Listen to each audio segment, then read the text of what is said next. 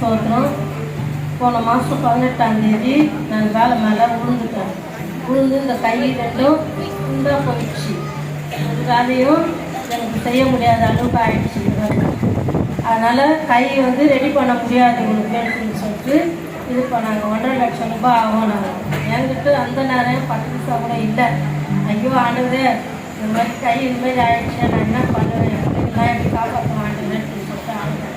அப்போது டாக்டர் வந்தார், நவீன் சார் அப்படின்னு சொல்லிட்டு, நீ கவலைப்படாதம்மா, நான் பண்ணுறேன் ஆப்ரேஷன் அப்படின்னு சொல்லிட்டு ஒரு 10 காசு கூட இல்லாத எனக்கு இந்த கையை 2 பிளேட் வச்சு ரெடி பண்ணிடுவோம். அதுக்கப்புறம் மறுநாள் நான் வீட்டுக்கு வந்துட்டேன். கேட்டுருக்கேன், என்கிட்ட காசு ஜாஸ்தி ஆகுதுன்னு. அப்போ ஐயா சொன்னார், நீ ஏன் என்கிட்ட சொல்லணும்னு கேட்டார். இல்லை ஏன் சொல்லியிருப்பாங்கன்னு சொல்லிட்டு அப்புறம் கூப்பிட்டு ஜோம் பண்ணார். நீ போமா, நாளைக்கே உன் கை சரியாயிடும்.